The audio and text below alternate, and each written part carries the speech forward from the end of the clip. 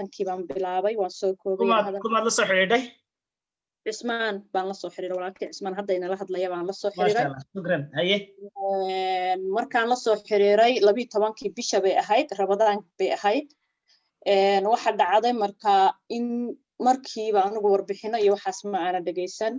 walaalkay linkiya wuxuu ii soo diray cod yar codkii baan dhageystay والله si fiican ma codka uma dhageysan way aniga video aan daawaday go'aankayga aan ku qaatay marka video aan daawadayna run ahaantii qofka kaliya aan la share gareeyay wuxuu ahaa xaajigayga marka waxaas ma jiraan buu igu yiri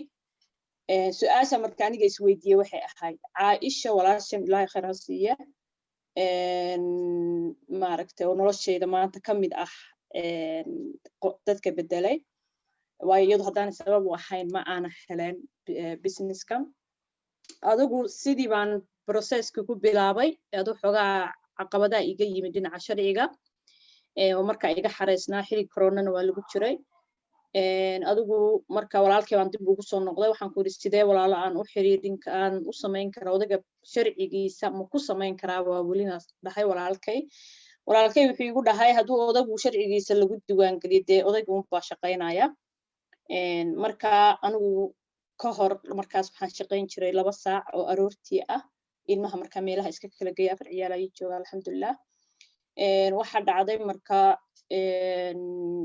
in aan la hadlo qoradii sharciga aan dhaho ilow maaragtay iisoo dhaqsada hawl weyn baan rabaa aan iigu xiran adigu waxba ma baqaado markiiba 2 bari miya 3 bari miya walaalkay baan soo wacay waxaan ku walaal diyaar baan ahaa run ahaanta qofku markay ka go'an tahayna muhiim ma ka fakaro wallahi markaas shilin lacago ma macnaha dameel oo la aan dhahay waan ka soo qaadayo alaabta waan ku gadanaya ma jirin laakiin hadafku markuu ka go'an yahay run ahaantii meel ka timi lacagti ma garanaysid waxay noqotay walaalkay inuu hawshii la dhameeyo dalabkii aan sameeyo walaalkay wuxuu igu tiriyay 2 CC inaan sameeyo si magarantaan team u diiwaan galiyo sidii baan sameeyay isla 27kii ayaa waxaan qofka ugu horeeyay Jarmalka diiwaan galiyay qofna Ingiriiska ka diiwaan galiyay lacagtii Ingiriiska ma aana dalban markaas laakiin lacagtii Jarmalka way ii soo dhacday commissionkii haddana walaalkay baan ku soo laabtay waxaan ku yiri maanta waan faraxsanahay bal eeg lacagtii 200 oo lacagtii 2 saac aan shaqeynayay waxaan ku farxay lacagta inta ka yar oo marka 280 baa qaadan jiray 480 baa qaadan jiray lacagta 2 saac aan ku soo shaqeynayo laakiin dee rafaad aan ku tagi jiray qayla canaan oo maaragtay hooyanahay waa habsaami kara waxyaalo badan aad u dhibsan jiray haddana dee family baan ka imi dad baa igu xiriira oo odayga inaan dhinac ka caawiyaan rabaa aniga lafteedina shaqadii isbaraan rabaa haddana wax meel ku gaarsiinaya runtii ma aha waxa dhacday marka bishii 8aad inaan u soo baxo bishii shanaad marka maraya waxaan arkay isbedel badan inaan dareemayo lacagtii ii soo dhacayso ilaa 700 meelahaas ay cagcageynayso shaqadii kale aan iska joojiyay markaas waxaan waqti geliyay shaqadan waqti badan wallahi ma galin dee gurigayga anoo joogo baan shaqadan qabsada alxamdulillah rabbil caalamiin waxa dhacday marka 28kii bishii 8aad inaan supervisor u soo baxo darajada 2aad aan soo galo ma sha Allah markaan soo galay run ahaantii waxaan dareemay in aan shaqeeyay oo shaqo aan qabtay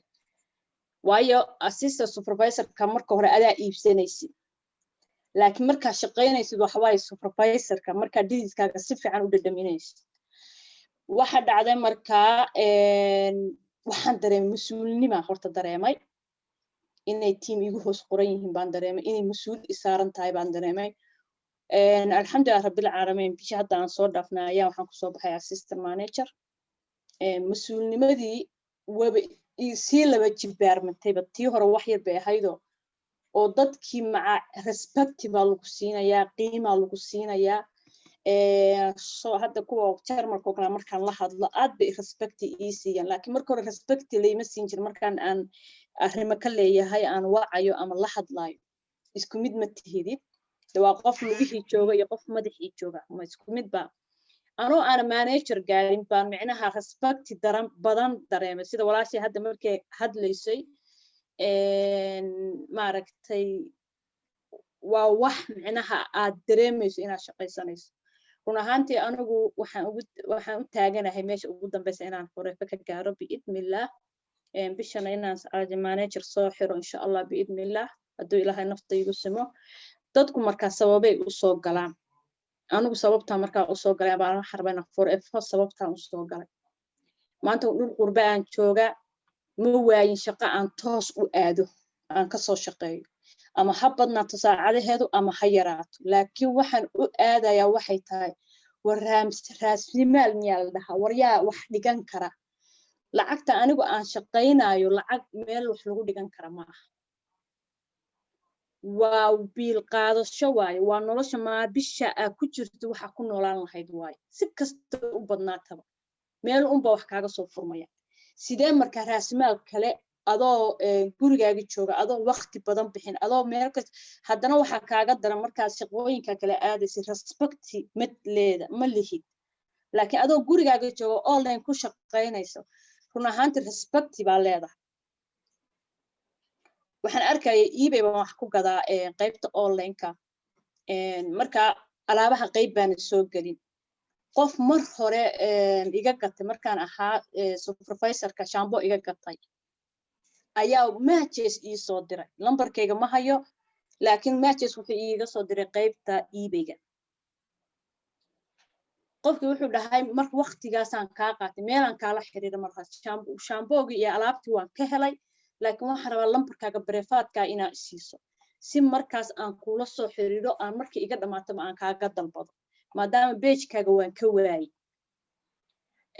taasi maxay keenaysaa horta marka alaabta isticmaasho anigu waxaan u malaynayaa qofka ugu alaab badan baanahay isticmaalkeeda haddaanay iga badnayn dadka badan afartoo xabaa laga yaabaa inaan isticmaalin laakiin badanoo mararka qaarkood waxaan u tijaabiyaa in waxani waxtar leeyihiin markaas waxaa kugu dhaadhacaysaa walaalaha micnaha oo u qabo oo maaragtay waxan waa wax anfacay dadkaaga walaalka lacag kama fakerayso wallahi haddaa dhadhamiso alaabtan waxay tahay lacag kama hadday alaabta cabitaanka tahay hadday tahay fitamiinada hadday tahay quruxda waxaa laga yaabaa hal siisi ama 2 siisi ugu yaraan horta gurigayga ku baxda oo joogto oo bil kasta ah dadkuna waxay la yaaban yihiin 2 siisi see u gadaa xagee geeya ama see dhaxan total waxana waa wax adigu u baahan tahay si 2dan siisi lagu sheegayo iibsanayso waa wax adiga naftaada u baahan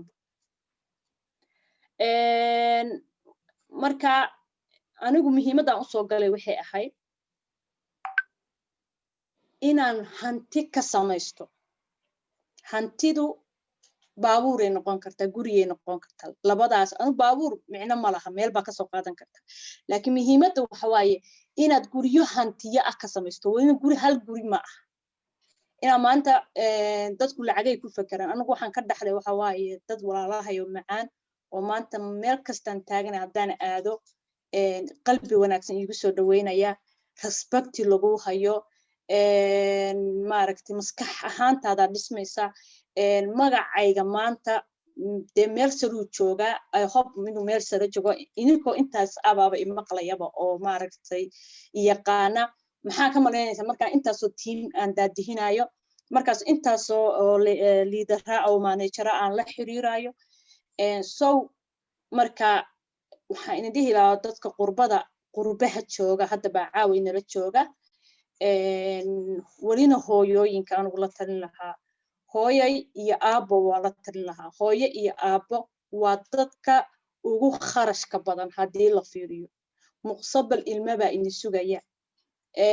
waddankan inagu iskama lihin waxaan ka nahay qaxoonti baan ka nahay waxaan ka nahay xamaaladtaan ka nahay war aan inagoo xamaalanayna aan ka qabsano halkana wax ka qabsano saan dadkeen dad baan ka nimi run ahaantii qof kasta dad buu ka yimi gabadhu dad bay ka timin wiilka kalena dad buu ka yimi maxaa looga yimi dadkaas waa inagu xisaabtamaya haye ilmahaaga maanta ma geyn kartid jaamacad uma geyn kartid dhulka carbaha uma geyn kartid bareefad ahaan uma geyn kartid oo diinta inay kugu soo bartaan way adagtaa ma biilkoodii baa ka baxdaa ma halkana biilkooda ka baxdaa mise waxaad aadaa waxbarasha cunug ka bixisaa sawbarka waa muhiim waaye inaad ayna dhinacna go'aan ayna ka qaadan caasho maanta waa hooyo allah u barakeeyo ilmaheeda iyo gurigeedaba heerka waxay ku gaartay iyadoo saas ay u shaqeynaysaa heerka waxay maanta ku gaartay waa go'aanay gaartay ma go'aankaas caqligaas ma inigu lahayn heerka anigu gaaray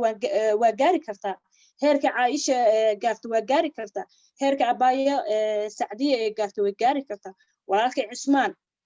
way gaari kartaa hadaa kareemo iyo rag laftooda haday kareemo waxa arkaan waxa u malaysaa inay hawshii dumarka ah ma aha walaal yaa ku waa hawshii dumarka way noo wara furan tahay marka walaalahay aad baan inii salaamayaa waxa malay waan ku dheeraaday walaalaha badan way inii sugayaan waana xiri dambe xiriga waxaan u soo jeedaa inaan ininka aan inigu maaragtay siiyo istreegayga inii la wadaago marka waa ku mahadsantiin walaalayaal